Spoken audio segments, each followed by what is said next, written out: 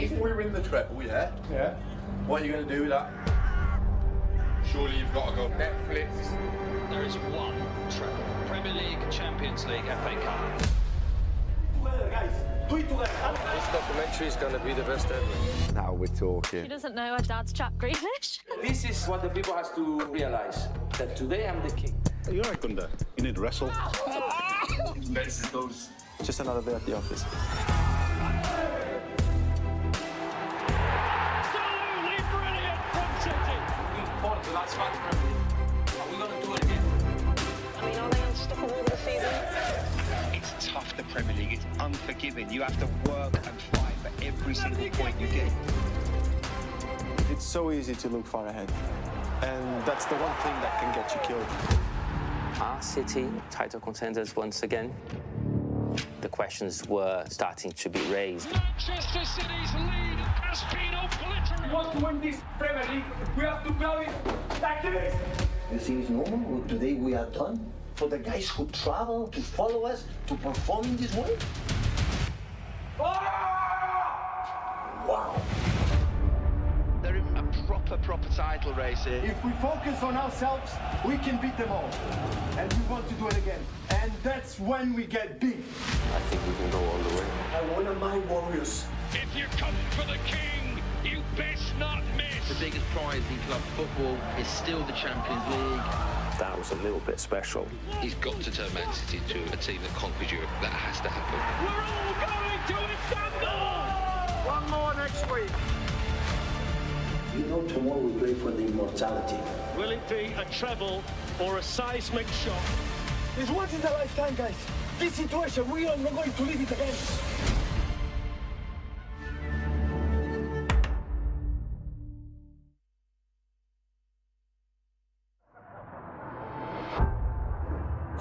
We've kind of gone under the radar a little bit this season. We've played some big games, we've had some big moments, we've put in some really top performances. Urging her to shoot, and she does! We've tried to play our game as much as we possibly can. The fact that we've been together for a lot longer, I just think there's this newfound determination between the team. The spirit in the club and the spirit in the team and the togetherness. Yeah, big strides, but we just attack the next game.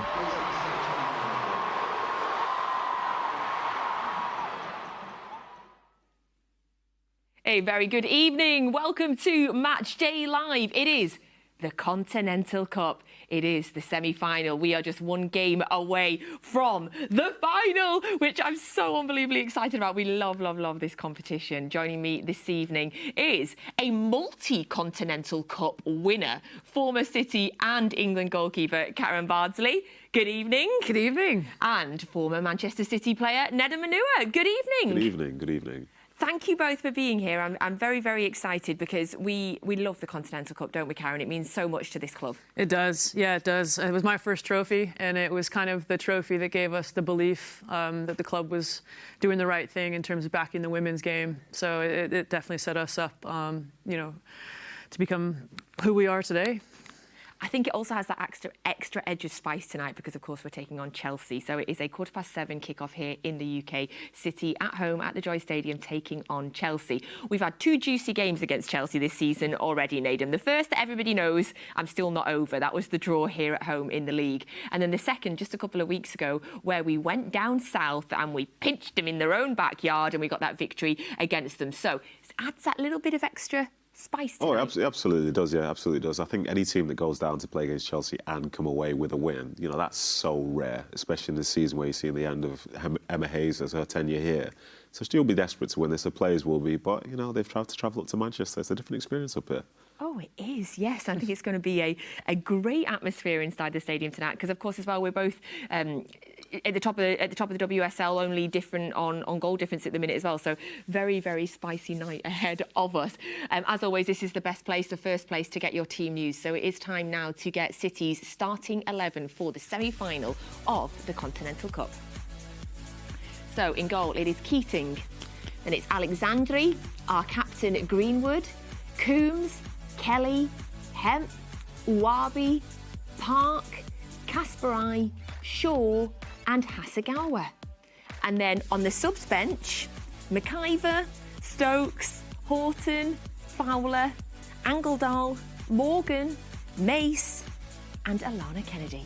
So that is your City starting 11 and your City subs for today's game. Now, very, very shortly, we will have the pleasure of hearing from Gareth Taylor. So we'll bring that to you in just a second. The team news there, Nedum, what's your instant impressions? Listen, it's very similar to the ones we've seen before. So I think given the fact that they're playing so well at the moment, getting some of these results, I'm more than happy to see the team just roll over into the next game.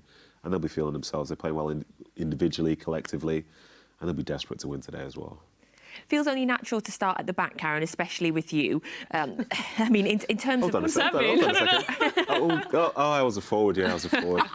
Yeah. I know, I just got that Copenhagen goal constantly stuck in my head. Listen, we won't talk about that. Please, go to Karen. Chiara Keating is having an incredible, real standout season, making some vital saves at vital times. She seems to be wise beyond her years. Of course, you know her so well.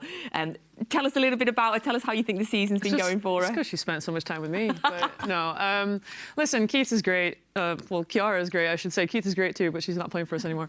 But Chiara, she's taken this opportunity and just run with it. You know, not everyone does so well, particularly with that age, but she's got something about her, a personality, a confidence that she plays so relaxed and she applies everything that she's learned in training, and it just looks so effortless. And, you know, the saves that she made against Arsenal, particularly the one where she moved her feet and touched it over the bar, it's not an easy save to make at all. So, you know, she stayed really humble. She's got a great energy, a great vibe around the squad. Everyone loves her.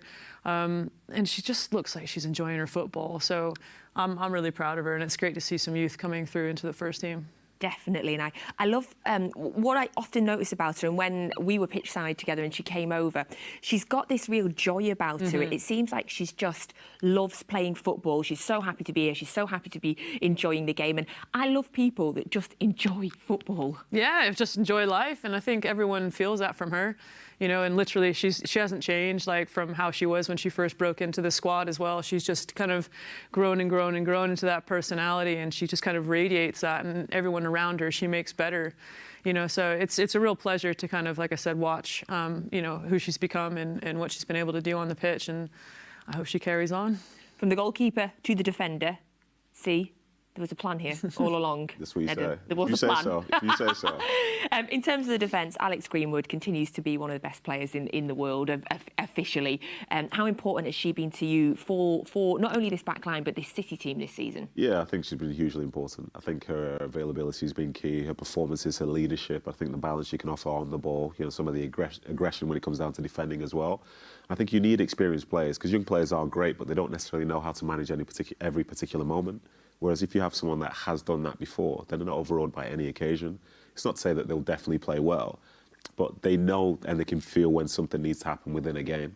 And to have that as your leader, especially with, you know, the likes of Steph on the bench as well. See, I think City have got a real good mix of youth and experience, and that's one of the reasons why they're doing so well at this moment. And of course, we know Alex Greenwood got sent off in the home game here, which I'm still not over. At some point, I mean, maybe if we lift some trophies, Karen, I'll get over that. Moving up then a little bit further again. I mean, if you're looking at the midfield area of any team in the WSL, Yui Hasegawa was going to stand out. I feel like she's going to pretty much get into any team. You know, challenge to get into this Chelsea team as well. She's just been a real standout performer from the moment that she arrived. You're absolutely right. You know, I think with Keira Walsh obviously leaving, there were questions around how that role was going to be filled, and I'll be honest, Yui slotted in perfectly. It's like she'd been here for years, and I think some people were questioning just with her stature and, you know, how is she going to impact the game, but ultimately it's, you know, what she does with her body, how she protects the ball, how she anticipates her movement into space, and creating space for, you know, the 8 and the 10 to get on the ball as well. And so I think for me as well, what maybe goes unnoticed as much is just the amount of interceptions that she makes. She's just constantly intercepting passes, winning the ball back. So yeah, for me, she's been absolutely outstanding this season so far. I love the fact that we've already mentioned youth and we've already mentioned experience. And when you look at the midfield, and we've got such a lovely balance of youth in Jess Park, experience in Laura Coombs as well. I just find that kind of balance between young and experience so lovely and so interesting. Yeah, I think interesting is the right way to perceive it, because it means there's so many variables within a game that you can have. If you have 3 players that are all exactly the same, they can play to a certain style, but it doesn't necessarily always bring out the best in the team. But the mix is definitely there. And I think for Laura as well, what I like is the fact that at the start of the season, she wasn't really playing. I think she was one of several that weren't. But still, when the moment came and she was called upon, I think she's been excellent. And now, you know, the most important part of the season, she's right there because she stayed ready. And yeah, like her, Yui, Jess as well, like, obviously, with Jill going down early, like a few weeks ago, that is a blow. But the players are ready and they're playing extremely well at this moment. I was so worried when Jill got the injury, and hope she recovers, you know, quickly and well. I was really worried because of how pivotal she'd been since she'd signed. But Nedham's exactly right, isn't he? The team have managed to adapt and find a way without her. Yeah, no, Jill was incredibly impactful on the pitch. I mean, the statistics have shown that, I mean, it was like a quarter of the chances that were created were coming through Jill Roord, which is impressive, right? But makes you kind of go, well, what now? Yeah, now what, right? And how can everyone kind of pick up the slack? But, you know, we have, and I think Jess was obviously used to playing on the wing, but, you know, she's got a ferocity about her when she trains, you know, and she's really confident, you know, in her technical ability. She backs herself. And, you know, as you can see here with Jill, like, I remember asking her about this moment in particular, because I think it goes through, is that Millie Turner's legs? And she actually said that she waited for her to step, and that she recognized that that was the kind of moment to play the ball. And I'm not 100% sure if she's winding me up or not, but she sounded really... I think she meant that, you know. I think she did as well, right? Okay, so when she said that, I was like, oh, I kind of believe you, because she just waited an extra minute, and it was like, all right, I don't know. But that's the technical detail, and that was a massive moment. I remember being at that game, and I was just like, "This is incredible." I was in the crowd, right? Acting all stupid, yeah. It was a bad moment for me. If you can't act stupid in a derby, when are you going to do it? Well, this is true. I know you don't like them, but if you score against United in a City shirt, you'll do for me. Doesn't matter what the age group, anything, that'll do for me. Especially at Old Trafford, especially Old Trafford. I mean, we were all there. It was a very, very special day, that. And then when you look further up the pitch, I mean, the front 3 that Manchester City are blessed to have had and to be continued playing with, you know, for the majority of the season. Goodness me, Nedham, you must be a defender in any team that comes up against City, and you must think, OK, Chloe Kelly, uh-oh. OK, Lauren Hemp, uh-oh. Oh, Bunny Shaw. Like, yeah. Insane. Yeah, it must be so tough for teams to be trying to defend against them. I think you can look at them individually, or you can look at them as a collective and think, oh, maybe we can figure this out. But it's also the players behind them as well who can assist from that standpoint. But I think with Chloe and with Lauren, like, they're so direct and so aggressive with how they try and take you on. Speaking from my experience as a defender, sometimes you'd like a break. Like, these players don't give you a break. You know, if they've come at you and you've tackled them a couple of times thinking, OK, cool, I'm tired, but I've done my job. Well, guess what's coming again? And they only need to be right one time for it to be a killer. And I think that's what they strive for. It's at least one time. And if they're dominating you, they're not going to let up. They're going to keep going and keep going and keep going. And then when you've got Bunny, is she still the top scorer in WSL right now? I think she is. I believe she is, but I could be wrong. Like, what you hope... For me, defending comes down to doing everything you can to make it as hard as possible for the opposition to score. But when the opposition is as good as they are, they're likely going to take some of those opportunities. That's a great finish. But as you said with, say, like Jill, she's trying to kick it through your legs.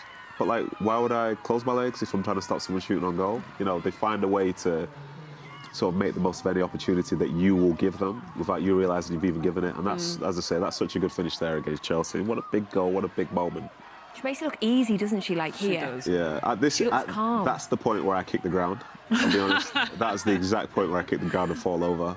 But, you know, for her, but for her, that's just a regular moment. 15 WSL goals this season, has a top. Second is Lauren James on 12.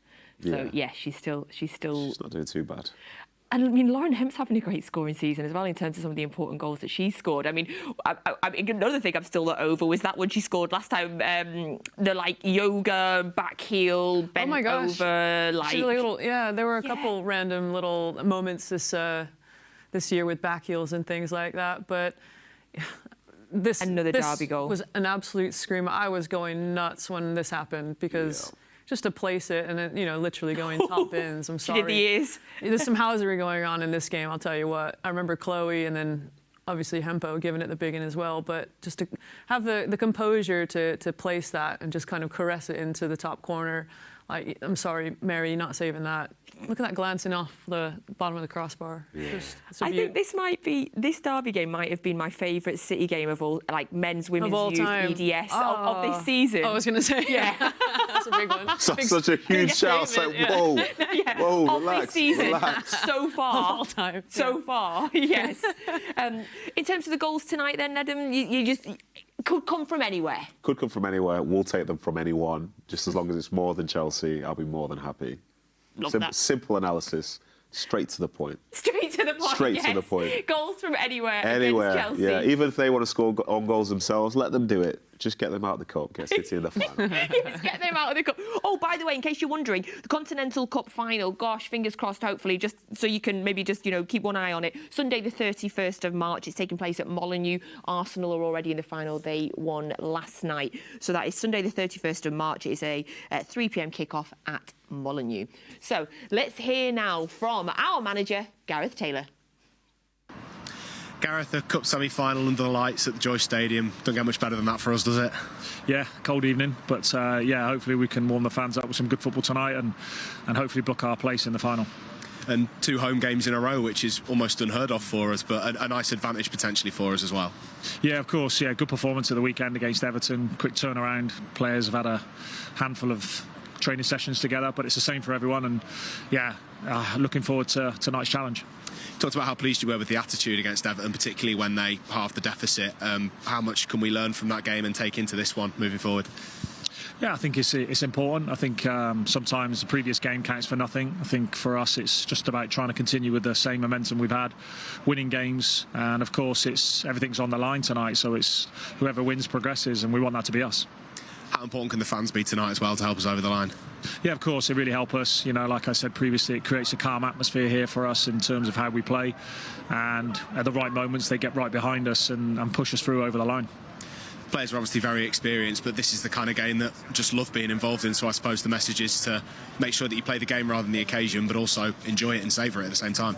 Yeah, of course, but unfortunately you only enjoy these situations when you win, and that's what we'll be trying hard to do tonight. Thanks for your time, Gareth. Cheers, George. Thank you. That was our manager, Gareth Taylor. Of course, congratulations to Gareth. He penned a new 3-year contract extension this week, keeping him at Manchester City until 2027. I couldn't believe when I read that it was May 2020 that he became manager, because it seems to have absolutely and utterly flown by. I mean, statistically wise for him in that time, it's been incredible. He's overseen 97 wins as City boss in 131 matches. So his win percentage is 74% as it stands, only lost 24 times in that time, drawn 10. Of course, he's already won the FA Cup and previously won the Continental Cup as well. This season, we're through to the quarters in the FA Cup, obviously the semis in the Continental Cup as well. So, in terms of, I bet you have worked with Gareth. I mean, we've had the pleasure of having him on Matchday Live several times. But what is he like? What is he like as a manager? What does he like to work with? Well, I mean, let's see, where do you start? Because I knew him before he was our manager as well, when he was working in the academy, and he was always an approachable and friendly guy. And I think when he joined us in 2020, it was a bit different, wasn't it? In terms of him working with a women's team and getting to grips with the women's program and the league and things like that. And so I think he deserves a lot of credit in terms of how he's evolved since 2020. In terms of the success and the continual good performances that we're seeing now. Didn't come easily overnight. So there's been levels of adaptation. There's been a lot of changeover in terms of players in and things like that. But ultimately, he's relied on his approach to the game model, the methodology, the way that he thinks football looks, and he's been really good at kind of implementing it. And I think this year as well, because it's been a more steady transfer market, it's been easier to kind of keep that consistency in the performance, and I think we're massively benefiting from it now. But there's no doubting his tactical ability, to get people to help understand the game. And, he's adapted to how he works with the women's team as well. So, for me, he's done well. He's been rewarded. And I think there were a lot of questions about whether or not he was going to stay on last year after finishing 4th. But, he's rewarded us with where we are now. Yeah, I would totally agree. And I think any manager, or just anyone, in my opinion, within the women's game that has a long-term contract to someone, it's deserving of it. So credit to him for sure.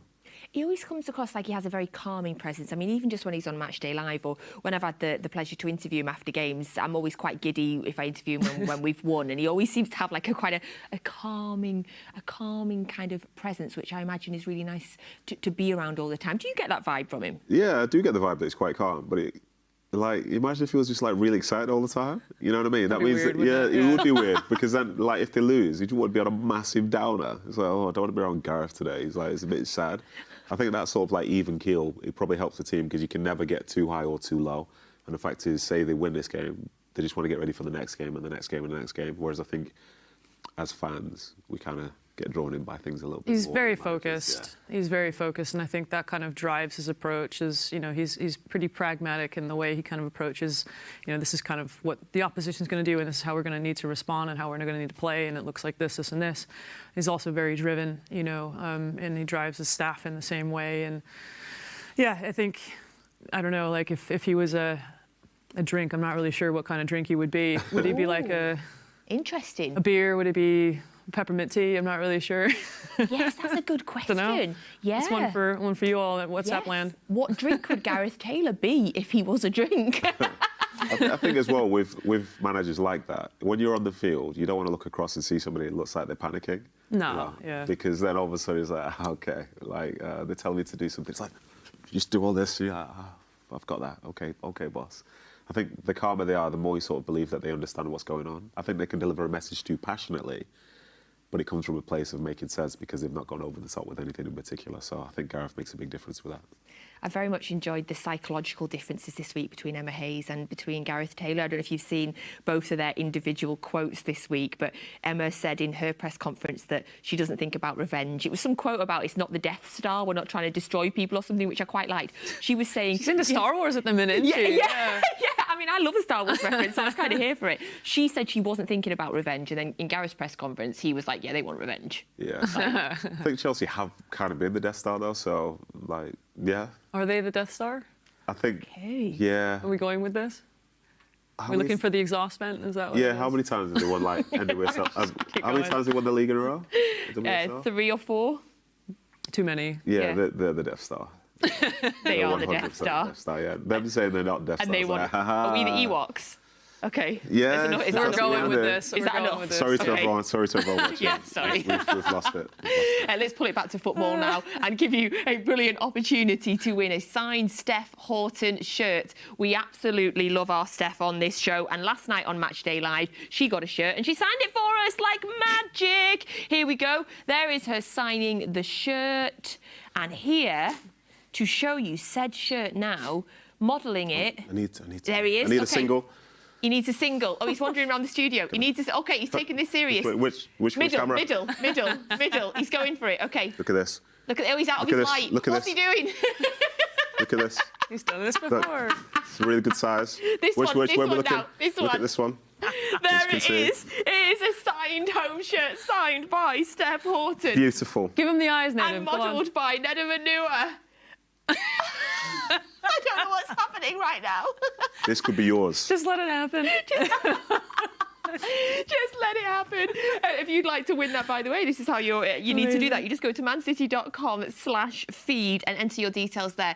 We've been giving away some great prizes on Matchday Live this season. We did a full ball that was signed by the full women's team and Gareth Taylor. We did a pair of Jack Grealish signed boots. We've got the Steph Houghton signed shirt now. And coming up in future games, we do already have some amazing prizes for you. So keep watching to win those prizes. mancity.com/feed. Thanks, Nedum. There's another career in there for you. Yeah, I'm not sure, but yeah. Thank you. Right, we know the City starting 11. Let's have a look now at the Chelsea starting 11. So, in goal, it is Hampton. And then it's Nuskin, Carter, Leupolz, James, Brighton, Perisic, Charles, Cuthbert, Kankovic and Ramirez. And the substitutes are on the screen as well. So that is the starting 11 for Chelsea this evening. for tonight's semi-final in the Continental Cup. Less than 45 minutes away now for you. And you will get your full match commentary on the Manchester City app if you're not currently watching us on there. That is with the wonderful Abby McManus, who we've had on the show before. She's brilliant. And the brilliant Mike Mine as well. So your full match commentary this evening. We are also going to be hearing from them shortly. We're going to make them work hard tonight. We're going to see what it's like inside the Joy Stadium.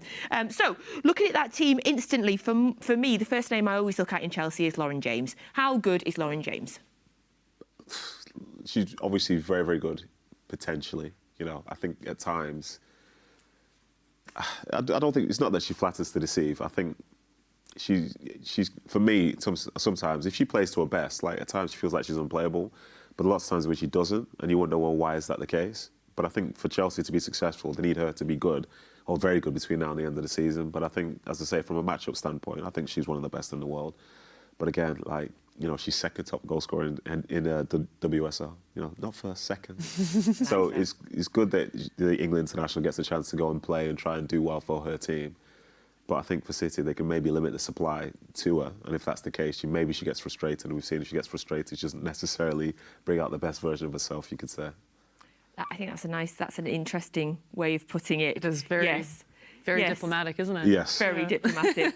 What have you made of Lauren James since she kind of broke onto the scene? Yeah, you know, she's been, I think Nedum's summed it up really, really nicely. I had the chance to watch her over the summer in Australia, and, you know, she obviously lit that game up against China, I think it was, in the last group stage. And I think she's such a creative player. Like, her technical ability is amazing. Like, she's really smooth in the way that she moves, and I think she's got a little bit of disguise, you know. So if you're, I mean, correct me if I'm wrong, if you're marking her, like, you don't always know in terms of which way she's going to go. She's going to go left, right. You know, she's got such good control as well that she could turn you inside and out.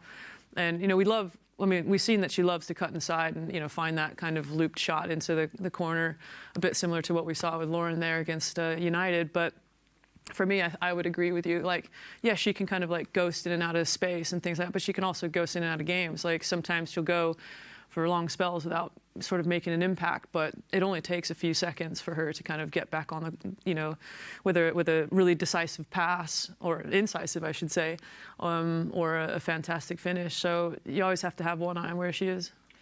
If you may notice the numbers on your screen just now, if you'd like to WhatsApp us a question, you can ask our guests absolutely anything that you would like. Get those questions in, and I'll get through as many as I can as well. We mentioned Chiara Keating earlier, and I know that we're all so proud that she's made the England squad, and we hope that one day she'll get the sort of starting opportunity. Obviously, we've seen Mary Earps a little bit earlier as well. But when you look at the goalkeeping situation at Chelsea as well, another hugely talented English keeper in Hannah Hampton. How have you rated her? Yeah, it's a funny situation, isn't it, the goalkeeper situation at Chelsea? It seems like they just kind of keep collecting them and then they just rotate them when they feel like they're ready to. But, you know, I think as a young goalkeeper, you're kind of in this place, aren't you, where you know that minutes are important, but they have to be good quality minutes. You know that you need to develop, but where is that going to be? And I think it was a really interesting move when she decided to go to Chelsea, because obviously you're out of the spotlight, aren't you?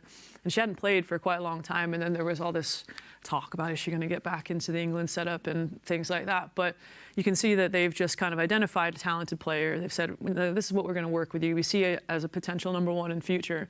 But I think credit to her, like, she's worked really hard and accelerated that process, because now, you know, she's in consistently, you know, she's in over Musovic and Berger, who are, you know, well-established top-level internationals as well. So credit to Hannah, and she's got, you know, great distribution. She can strike a ball really, really well, you know, and I think she's finding her feet within the team and that role and kind of where she fits in. And I think, you know, to be fair, from what I've seen, she's done really well. They have so many incredible players all over the pitch at Chelsea. Also, when you look at the bench as well, I mean, it's a seriously talented squad. For you, where else are you looking, Nedum? Who do we need to keep an eye on tonight?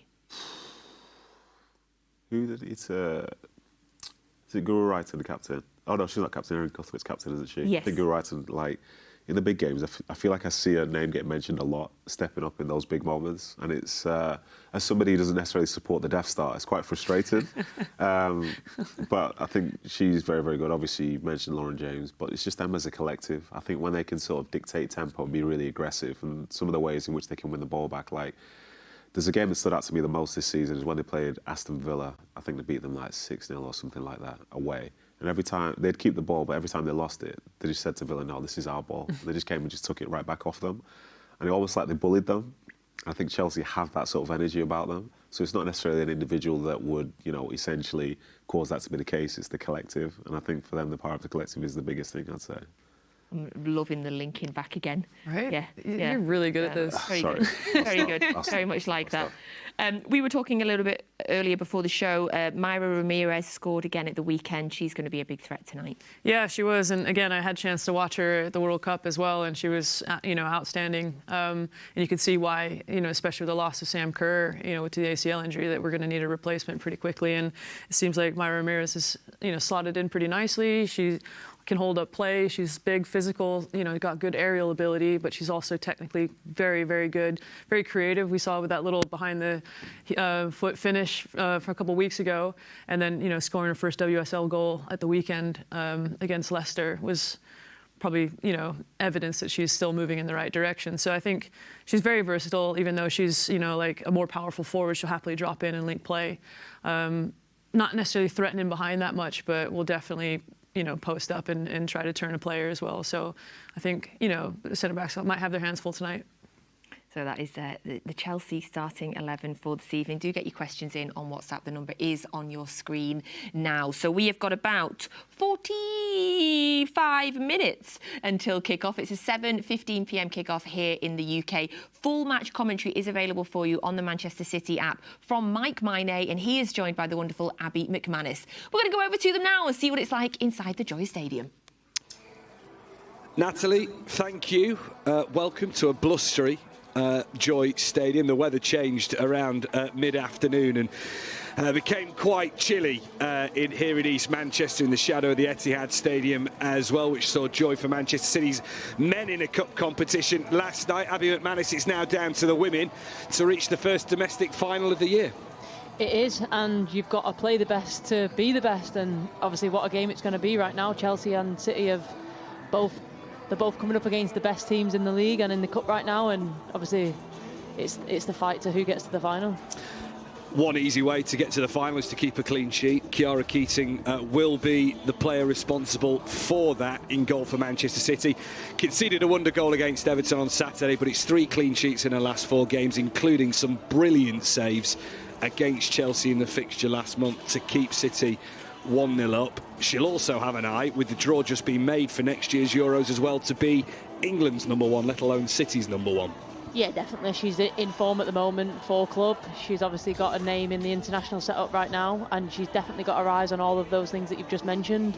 All she's got to do is keep her head down now, put one foot in front of the other, keeps making saves out of the top bins like she has been doing, and hopefully all those things will come falling on her feet. That's the goalkeeper's side of it. Going forward, the ultimate ball carrier will be Lauren Hemp, and she's on the field tonight. You imagine starting on the left wing to drive City at that Chelsea defence? Yeah, like if you compare the goalkeeper and Lauren Hemp's careers, we was talking about Lauren Hemp like this just a few years ago. Now you look at Lauren Hemp's career and she's absolutely flying. She's got experience in the league, she's got trophies behind her name, and she's got international caps.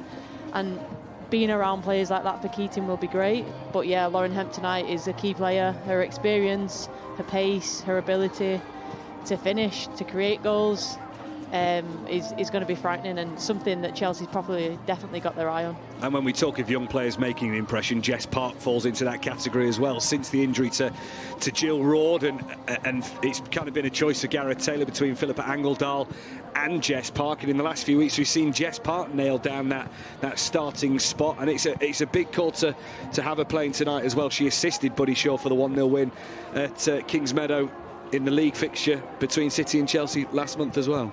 Yeah, definitely. I've just heard Karen Bardsley's been talking about keepers' minutes on the pitch, and Jess Parks is another one of those. Minutes on the pitch is exactly what she needs, again, to keep her nose in the international setup as well, because she's in and out it. Minutes in your club allows international call-ups, and hopefully she'll keep there. And obviously Jill Roord, like you said, being injured, Jess Park's now got to step up and prove to Gareth Taylor what she's about, and she's got minutes to do that. And just a moment ago we saw shots of the Chelsea team going through their warm-up. Just a quick word on those. But we know what Chelsea bring to the table. Yeah, Chelsea in their starting 11 and on their bench, like, they have threats everywhere.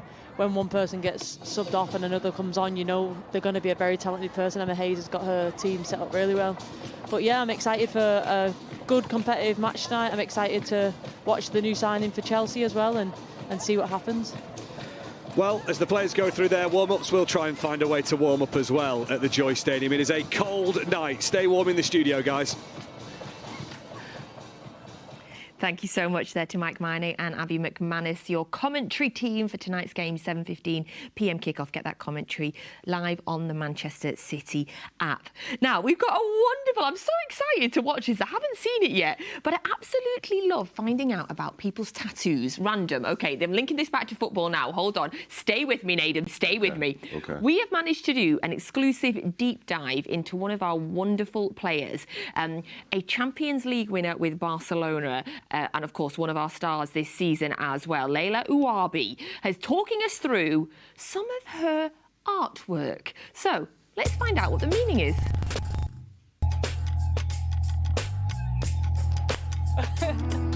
We thought it would be nice to take a look at some of your tattoos and how they relate to your life in football on and off the pitch.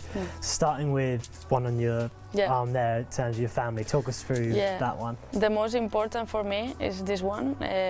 She's my sister and my niece, and they are really important for me and for my life.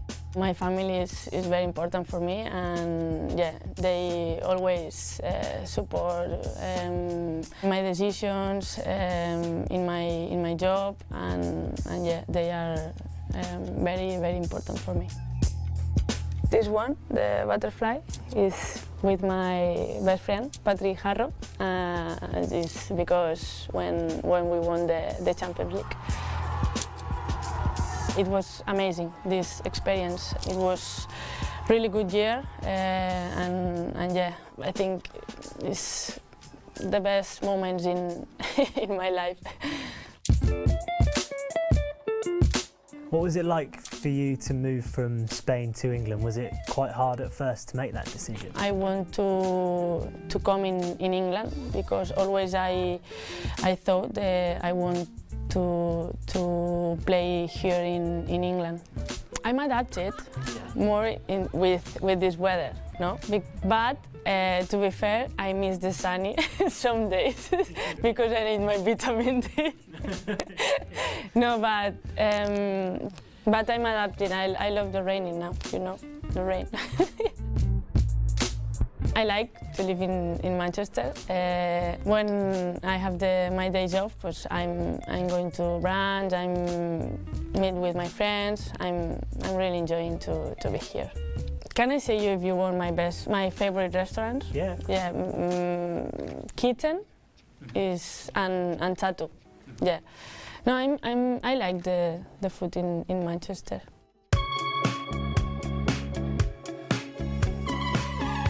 Since you moved to Manchester, have you got any tattoos whilst you've been here?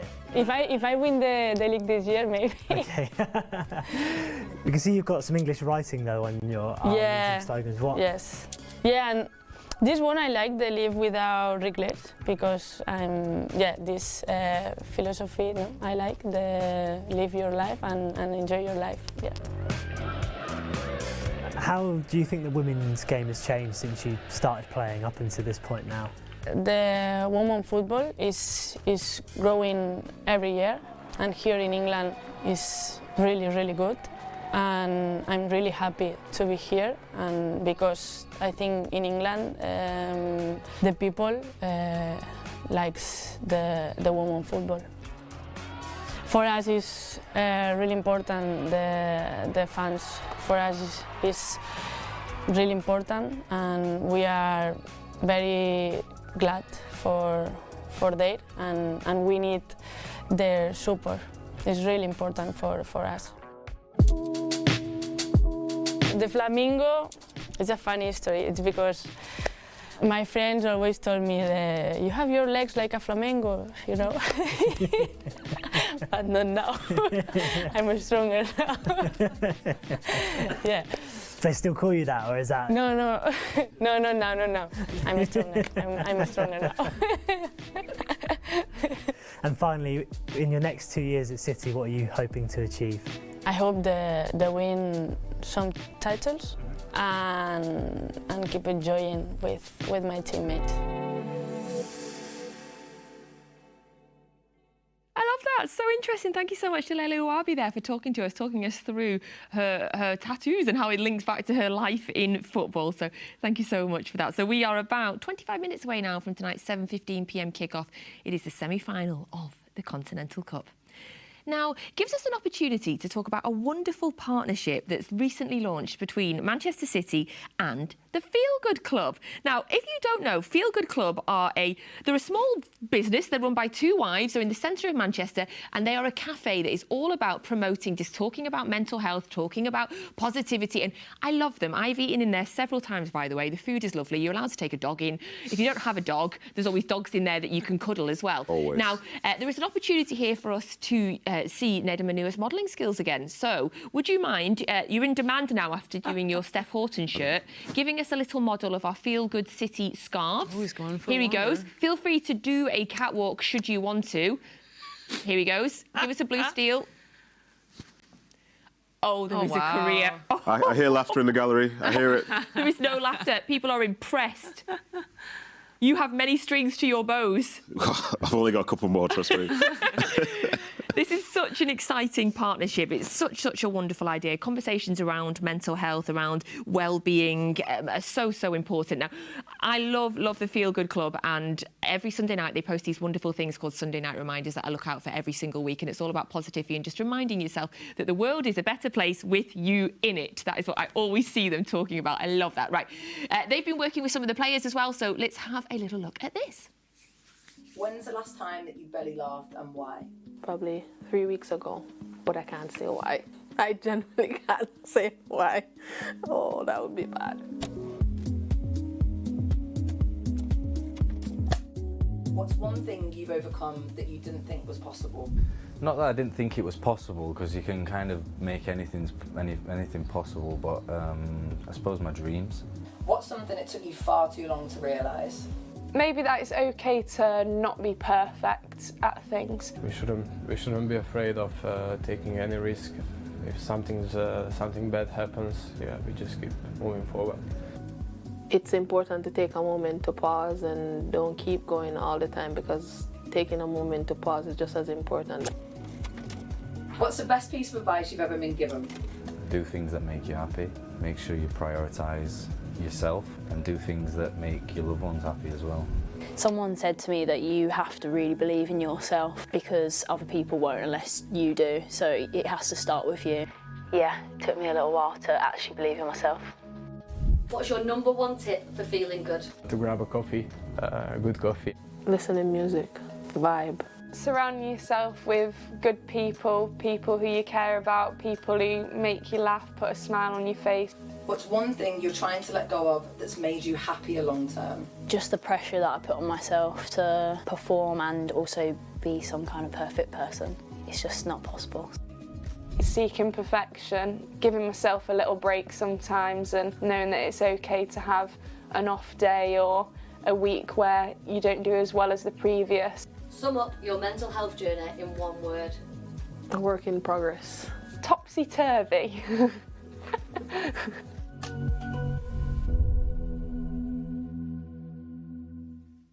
Such a wonderful partnership, all about getting fans talking and about spreading some positivity, which I am so here for. Tomorrow is International Women's Day, and we've got an event that's taking place at Feel Good Club, and you are going to be there, I hear. Yes, I am. I'm looking forward to it. Like yourself, I've spent a lot of time there, and I also took my dog. So anywhere where Walter is welcome, I'm happy to go. But no, there's nice vibes. They caught me basically the same way they got you, I think, with their Sunday reminders. I think when I was injured a few years ago, I was struggling a little bit in being able to kind of see, you know, the good things that were going on as well. And, you know, I saw one of their reminders and I was like, oh, I'm going to follow them because that feels really nice. And like everything was just, I was like, yeah, that's so relatable right now. And I still do to this day. And, you know, when I heard that there was going to be a partnership, I thought this is just perfect, isn't it? You know, just what you need every once in a while just to kind of put life in perspective. Exactly. I'm exactly the same. I follow them now and have done for a little while. And every Sunday night, I have a look at the little Sunday night reminders, and it is lovely. The event is taking place tomorrow night in Manchester at the Feel Good Club. I believe there is a few tickets, only a few still left for that as well, if you'd like to get yourselves along and hear a conversation with Karen Bardsley and some of the other wonderful guests as well. So absolutely love this Feel Good Club. So it is Feel Good City. Wonderful. Get following them on social media. Thank you so much for sending in all of your WhatsApp questions. You sent some crackers in. You've also sent in some drink suggestions, which I'm loving. So, Zoe, thank you very much for this. You've left me out, Zoe. I feel a bit sad, but it's okay because your suggestions for these two are wonderful. So, Zoe says, I think KB is a tall, skinny latte with a nice picture on the foam on top. That's pretty accurate, I think. Yes, I like That's that. like my order. It's like the detail as well of the foam has got a picture on it, and I think you would be detailed. Would I be like so. what would I be, like a swan? Yeah, I was thinking swan. Obviously, Yeah, swan works, yeah. I like it. Okay, I think Nedum is a strong Americano with an extra shot. Extra shot? Wowzers. Extra shot. Absolutely blow your head off. Wow. Okay. It could have been worse. I can live with that. Yes? I can live with that, yeah. Thank you. Yes, that's amazing. You accepting that? I will accept it, yes. Accepting that. Zoe didn't give me one. What would you say you are? Glass of water, probably. Sparkling. Nice red wine. Nice red wine. Yeah, okay, I like it. Yes, very nice. Very sophisticated, Nat. Bought from where, though? Where's the red wine coming from? You put me on the spot here. My first thought was Aldi, but I thought that's not good enough. I'm an Aldi. I'm a £6 bottle of Aldi red wine. Thank you very much, KB. There's some value. Nice... Oh, I'm right. all for value. Yes, I am. I appreciate that. Thank you very much for that. We absolutely love that. Thank you for sending that in. Love this question from Nikki. I don't think I've ever asked a professional footballer this before, so this is wonderful. So Nikki would like to know, how long before the game do you usually have your last meal? What sort of food do you eat? And what is the preparation like before a big game like tonight with your food? Do you want to say this one? Or? We would both. eat 3 hours before, so that would be our pre-match meal. It was like 3 hours before kickoff. Yeah. And it would usually be something that's like, it's such a boring answer, something that's like easily digestible, like you'd have a protein like a chicken breast, and it's all pretty plain and boring so you don't upset your stomach. Some people have pasta, some people just have eggs on toast. I think Georgia Stanway was a big eggs on toast girl with, I think, beans every once in a while. But back in the day, we used to have like fish fingers. That was our big England pre-match meal. Yeah. England pre-match meal was fish fingers? Yeah, it was Hope Powell's favourite. Wow. And whatever the coach wants, coach gets. Great question. Yeah, for me, most of the time when I played, it was 3.5 hours beforehand, and it would be those sorts of meals. But it was never like a full meal, that one. You'd have the full meal before that. So you'd eat, so most people wouldn't want to feel too full. Then you go and get ready for the game from there. And some people still have snacks and stuff at the stadium, whether it's bananas or protein bars or whatever. But interestingly, when I was in the USA, instead of it being set 3.5 hours before, there was a window. And the window was like from, say, 4.5 to like 3 hours out from the game. Okay. And you'd come down as and when. And for those, then you can sort of see like who believes in what. Some people like to get there really early. Some people get there really early and really late. Some people might start really late, just pick something up and go. But at least at that point, then you can sort of decide for yourself. But yeah, you don't eat too much, but it's around that time. Do you have like superstitions with what you ate, or was it consistent every game? You'd have the same thing, or do you know what? Like, I understand the value in the consistency. For some people, like they really depended on it. But for me, it's just vibes. Whatever I was in the mood for on that particular day. Agree. Like, if I wanted to eat this, I'll just eat this. If I didn't, it's like it's fine. Yeah. Some people like very by the book and superstitious. I must have this as part of my pre-match routine. Must have 2 slices of this brown bread from as the approximately 3 hours 30 before the game, or I will not be able to perform. It's like, okay, my friend, hopefully that's what you get. And that's always available, so good luck. Exactly.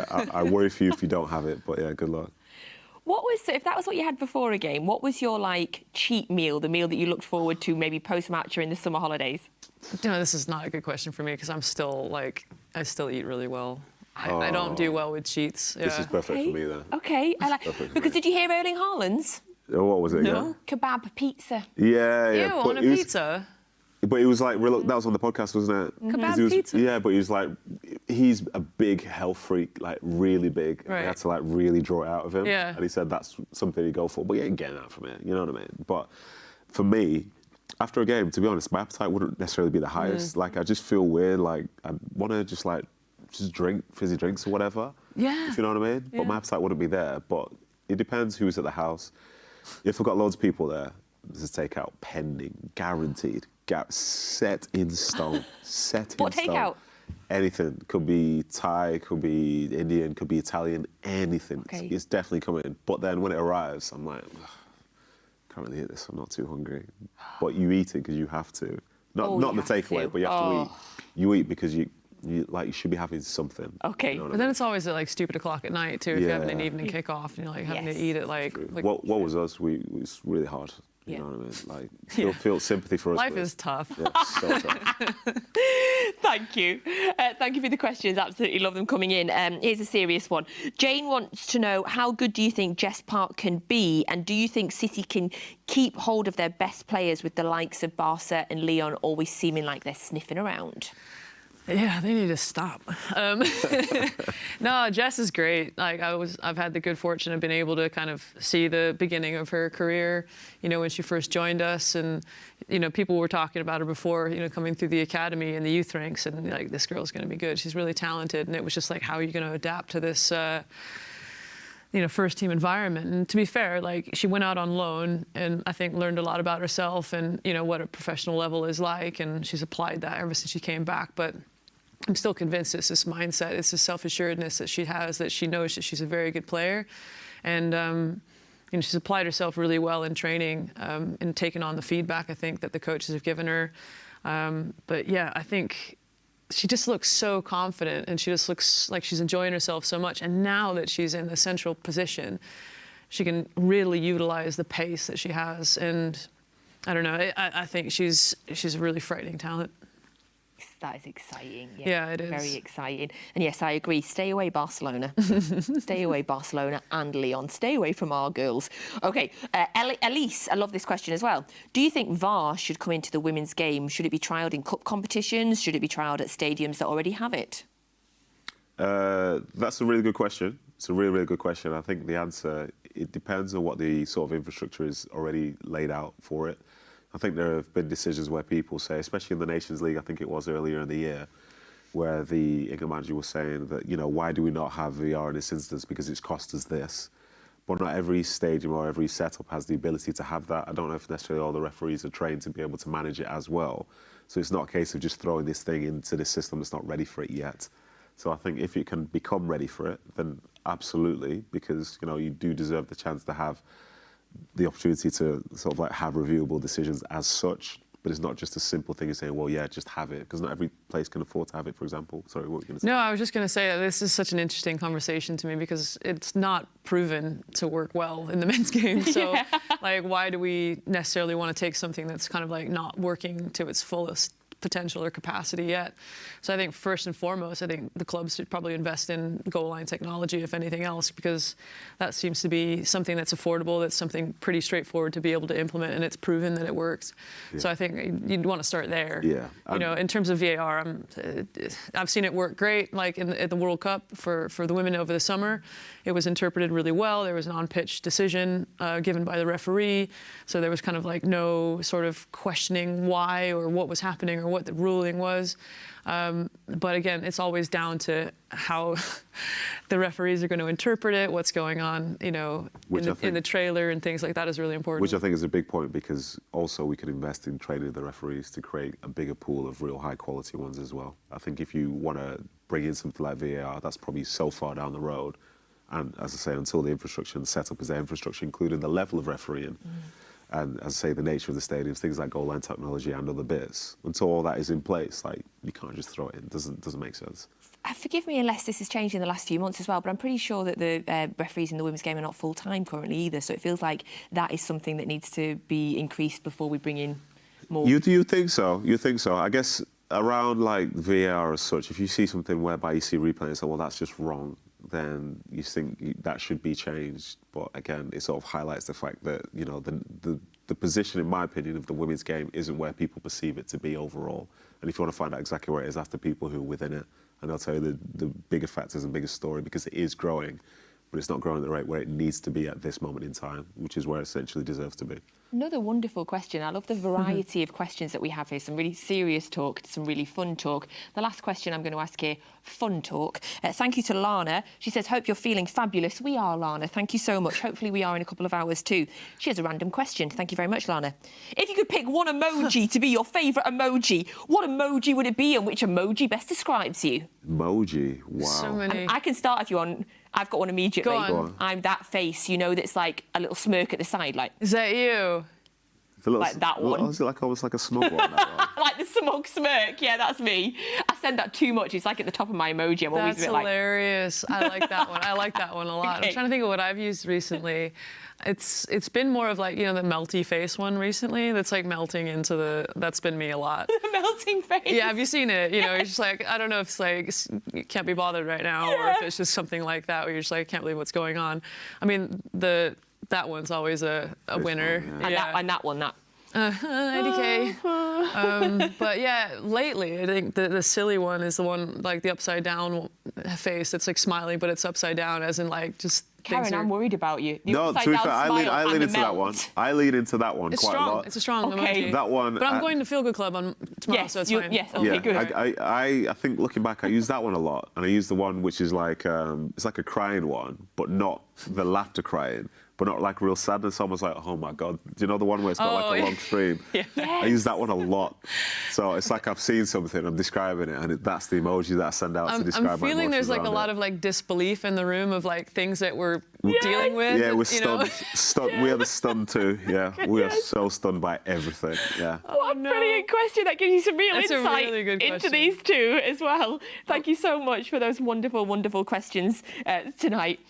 Don't forget as well that you have the opportunity tonight to win a signed Steph Houghton Manchester City shirt. Just go to mancity.com/feed. Just hold it up this time, Nathan. We've not got time for a catwalk. Okay, sorry. We've not got time. Right. You can see Steph is signing it there. So it's mancity.com/feed. Just pop your details in there. Somebody is going to win that shirt. Thank you. Appreciate that, Nathan. Thank you very much. You can see your Manchester City starting 11 on your screen as well. Just to give you a little quick run through of that. It is Keating, Alexandri, Greenwood, Coombs, Kelly, Hemp, Uwabi, Park, Kasperai, Shaw and Hasegawa. That is your Manchester City starting 11 for tonight's game. We are under 10 minutes away now from tonight's 7:15 p.m. kickoff in the semi-final of the Continental Cup. You can see the Joy Stadium there behind us. The players are warming up. Moonbeam or Moonchester has done their hair for the evening. Much appreciated. And you'll get your full match commentary tonight on the Manchester City app. Abby McManus and Mike Minay will take you through that. So with minutes to go now, Karen, how are you feeling? I'm feeling really excited. I'm so excited for this game. I just think, you know, like Nedum said, like the girls are feeling themselves right now. A lot of confidence, a lot of grit and determination in their performance that maybe years ago we hadn't really seen. And there's a lot of belief, I think, in the group that they can really go in and do something special. And also, I want a bit more from Moonbeam at the minute. Yeah, I just think she'd be doing more for us. Yeah, that's fair.